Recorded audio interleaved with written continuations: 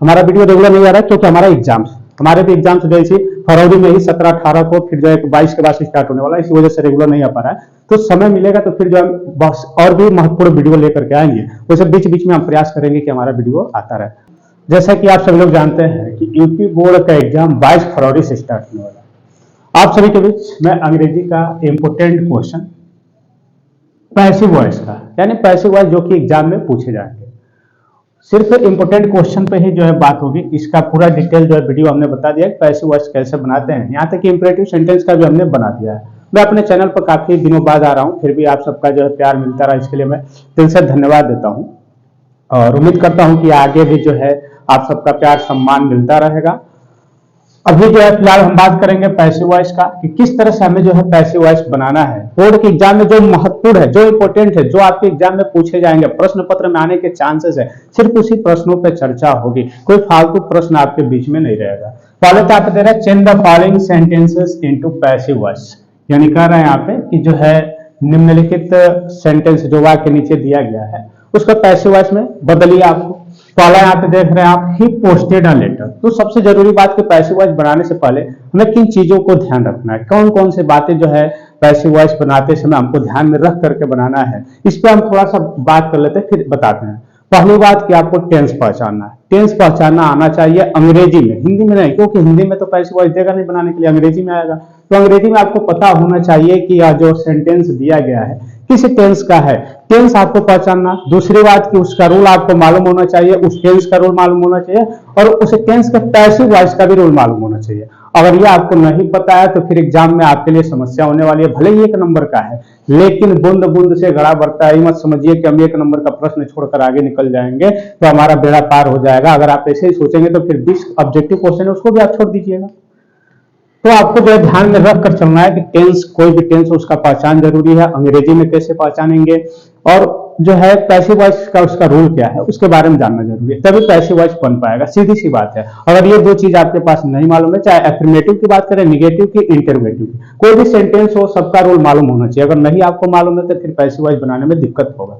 सबसे पहले हम बात करते हैं, यहाँ पे पहला जो है वाक्य दिया है, ही पोस्टेड अ लेटर। ध्यान से समझिएगा, अगर आपको एग्जाम में 72 तरीके से क्वेश्चन को सॉल्व करना है, ये सब इंपॉर्टेंट है। इतना भी अगर जितना मैं बता रहा हूं इस वीडियो में उतना भी अगर आप सॉल्व कर लेते हैं तो आपके लिए काम भर का हो जाएगा एकदम। उनमें से कोई ना कोई आपको प्रश्न मिल जाएंगे जो आपके एग्जाम में आएंगे। ही पोस्टेड अ लेटर, यहाँ पे देखिएगा, अगर हम पहचानने की बात करें तो सबसे पहले तो यहाँ पे सब्जेक्ट दिया है और किसी भी टेंस में सब्जेक्ट रहता ही है, सब्जेक्ट दिया ही है।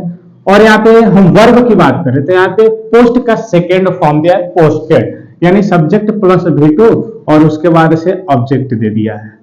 ये कौन से टेंस का रूल है? Subject plus V2 plus object, तो पास्ट इंडेफिनिट टेंस का रूल है। इस बात को याद रखिएगा, subject plus V2 past indefinite tense का रूल है। और उसके पैसिव वॉइस के रूल की हम बात कर लेते हैं, तो ऑब्जेक्ट को ले जाएंगे सब्जेक्ट के स्थान पे, यानी हो जाएगा subject of object, subject of object, उसके बाद से वाज या वेयर। पास्ट इंडेफिनिट टेंस का पैसिव वॉइस का रूल यही होता है। V3 का प्रयोग सभी टेंसों में होता है। किसी भी टेंस का पैसिव वॉइस बनाएंगे, 8 टेंस होता है, 12 टेंस होता है, 12 में से आपका जो है 8 का पैसिव वॉइस बनता है और सब में V3 का प्रयोग होता है। उसके बाद से बाय और ऑब्जेक्ट ऑफ सब्जेक्ट, ये पैसिव वॉइस का रूल, यानी ऑब्जेक्ट ऑफ सब्जेक्ट। ये कौन से टेंस का हम बता रहे हैं? पास्ट इंडेफिनिट का। सब्जेक्ट ऑफ ऑब्जेक्ट, यानी सब्जेक्ट ऑब्जेक्ट को हम ले जाएंगे सब्जेक्ट के स्थान पे। इसमें आपका सब्जेक्ट ये है, ये V2 है और ये आपका ऑब्जेक्ट है। ऑब्जेक्ट को हम ले गए सब्जेक्ट के स्थान पे अ लेटर। उसके बाद से कह रहा है यहाँ पे सब्जेक्ट ऑफ ऑब्जेक्ट हो गया वाज या वेयर। तो देखिएगा अ लेटर यानी एक पत्र की बात कर रहा है, सीधी सी बात है। तो यहाँ पे क्या लगेगा? वाज। सिंगुलर सब्जेक्ट हो रहा है तो वाज। इसी के अनुसार अब हमको प्रयोग करना है। ये मत सोचिए कि इसके अनुसार, अब ये तो ऑब्जेक्ट के स्थान पे जाएगा, जो भी ऑब्जेक्ट है सब्जेक्ट के स्थान पे जाएगा, इसी के अनुसार आपको हेल्पिंग वर्ब का प्रयोग करना है। इस बात को ध्यान में रखना है। उसके बाद से कह रहा है क्रिया के थर्ड फॉर्म, पोस्टेड, पोस्टेड, ये तीनों जो है दोनों आपका थर्ड फॉर्म, सेकंड और थर्ड दोनों सेम रहता है। तो पोस्टेड ये सेकंड में दिया है, थर्ड भी पोस्टेड ही होगा। उसके बाद से बाई कर रहा है तो बाई आपको फार्मूले से देख के लगाना है। और ऑब्जेक्ट ऑफ सब्जेक्ट, यानी जो सब्जेक्ट है ऑब्जेक्ट के स्थान पे आ जाएगा, ही आएगा ऑब्जेक्ट के स्थान पे, हिम हो जाएगा, बस हो गया पैसिव वॉइस। इतना सा काम आपको करना है, लेकिन उससे जरूरी कि आपको टेंस पहचानना जरूरी है, टेंस का रूल मालूम होना चाहिए। और पैसिव वॉइस का ये जो फार्मूला है ये तीनों आपको जो है फॉर्मेट में पता होना चाहिए। निगेटिव का क्या होगा, इंटरोगेटिव, अफर्मेटिव का क्या होगा, तीनों फॉर्मेट में आपको पता होना चाहिए, ये जरूरी है। दूसरा कह रहा है do this work at once, ये सिंपल है, आपका इंपरेटिव से कह रहा है कि इस काम को एक बार करो। यहाँ पे देखिएगा डू यानी करना, क्रिया से प्रारंभ हुआ है, इंपरेटिव सेंटेंस है। और दूसरी बात कि यहाँ पे आदेश दिया जा रहा है कि इस काम को एक बार करो, तो यहाँ पे आदेश दिया जा रहा है, तो डू यानी आपको क्या करना है, यू आर लगा देना है, यू आर ऑर्डर्ड, ऑर्डर्ड इतना हो गया। अब समझिएगा ध्यान से बात, अगर रिक्वेस्ट करें जैसे कहते प्लीज हेल्प मी, तो यहाँ पे आप यू आर रिक्वेस्टेड लगा देंगे। अगर काइंडली हेल्प मी तभी भी रिक्वेस्टेड का यू आर रिक्वेस्टेड। अगर कोई सजेस्ट करता है तो यू आर एडवाइज्ड लगा देंगे। लेकिन यहाँ पे ऑर्डर दे रहा है कि do this work at once, या हम कहते stand up, sit down, order दिया जा रहा है, तो यू आर ऑर्डर्ड, और वर्ब से पहले आपको टू लगा देना है, वर्ब से पहले टू लगा देना है, और डू दिस वर्क से वैसे ही लिख देना है, do this work at once. ये हो गया आपका इंपरेटिव सेंटेंस। इंपरेटिव सेंटेंस का ये जो है passive voice, you are order to do this work at once. हमने क्या किया, ऑर्डर तो इतना तो हमने किया, रिक्वेस्ट रहेगा, रिक्वेस्टेड हो जाएगा। उसके बाद से वर्ब से पहले हमने टू लगाया और दिस वर्क एट वंस। अगला देखते हैं यहाँ पे, डिड यू हेल्प मी, यानी क्या तुम मेरी मदद करोगे, डिड यू हेल्प मी। यहाँ पे देखिएगा हेल्पिंग वर्ब, डिड पहले आ रहा है, डिड यू हेल्प मी, अंत में क्वेश्चन मार्क, ये तो पता चल गया कि इंटरोगेटिव सेंटेंस है, लेकिन कौन से टेंस का ये पता करना जरूरी है। तो डिड दिया है, उसके बाद से सब्जेक्ट दिया है, प्लस V1 दिया है, प्लस सब्जेक्ट दिया है, और ये कौन से टेंस का होता है, तो पास्ट इंडेफिनिट का इंटरोगेटिव, पास्ट इंडेफिनिट टेंस का कौन सा sentence, interrogative sentence, past indefinite tense का इंटरोगेटिव सेंटेंस। अब कुछ नहीं करना आपको, इसी पे हम बता देते हैं, वाज वेयर पहले आपका हो जाएगा, वाज या वेयर पहले हो जाएगा, उसके बाद से subject of object, subject of object हो गया, बस कुछ नहीं करना, ये हो गया आपका पैसिव वॉइस तैयार है।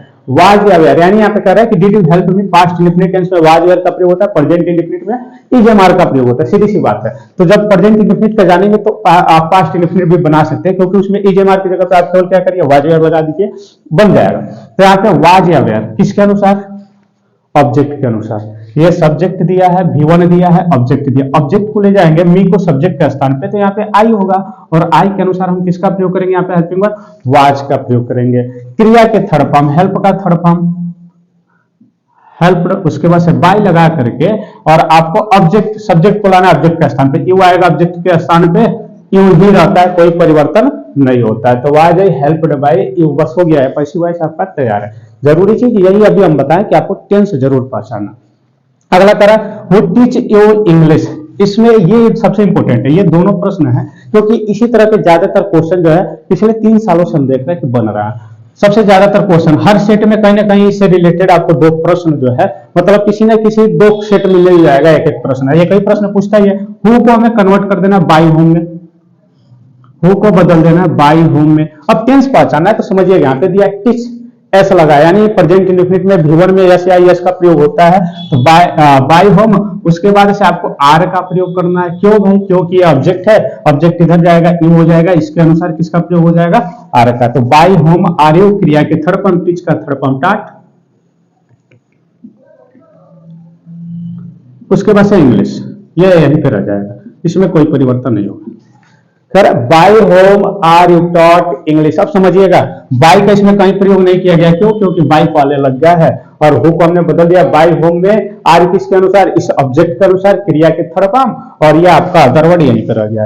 ये सेम इसी पर आधारित है, आपको बना लेना है, ये आपको होमवर्क में कर लेना है। 5 नंबर प्रश्न सेम इसी पे है, हु रोट द एप्लीकेशन, थोड़ा सा चेंज किया है कि राइट का सेकंड फॉर्म रोट, यानी पास्ट इंडेफिनिट का है, तो यहाँ पे आर लगा है, यहाँ पे वाज लगा देना, बस हो जाएगा, कोई दिक्कत नहीं है।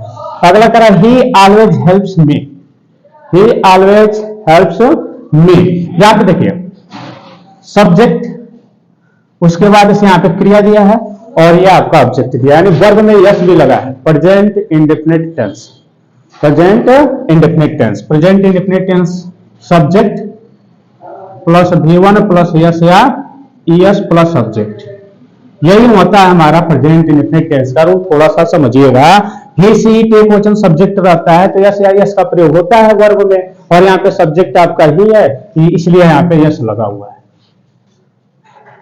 उसके बाद यहाँ पे वर्ब में यस या यस का प्रयोग कब नहीं होता है, जब सब्जेक्ट आपका आई, वी, यू, दे, दिज और बहुवचन का सब्जेक्ट होता है तब। अब पैसिव वॉइस की बात करें, सब्जेक्ट ऑफ ऑब्जेक्ट। उसके बाद से आपका हेल्पिंग वर्ब में रह जाएगा इज, एम, आर।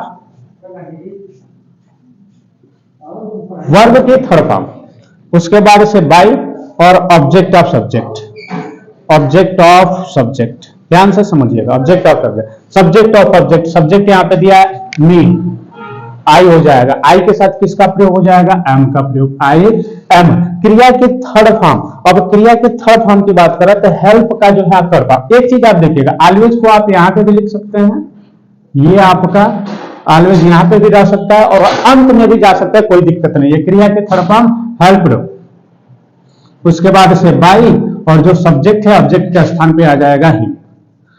अब यहाँ पे कंडीशन क्या है, ऑलवेज आपका बच रहा है, इसको चाहे तो आप यहाँ पे भी रख सकते हैं या इसको हटा करके लास्ट में भी कर सकते हैं, कोई दिक्कत नहीं है, उससे कोई जो है समस्या नहीं होने वाली है। I am always helped by him, इस तरह से बन सकता है, या I am helped by him always, इस तरह से भी बन सकता है, कोई दिक्कत नहीं है। उम्मीद करता हूं कि इतना आपको समझ में आया होगा। इससे पहले जरूरी आपको क्या है कि रूल मालूम होना चाहिए, टेंस का कौन सा टेंस है, पहचानने का तरीका मालूम होना चाहिए। उसके बाद से पैसिव वॉइस का रोल पता होना चाहिए, तभी आप जो है इसको बना पाएंगे। ये सभी एग्जाम के लिए इंपॉर्टेंट है, इतना आप तैयार कर लीजिए, फिर समय मिलेगा।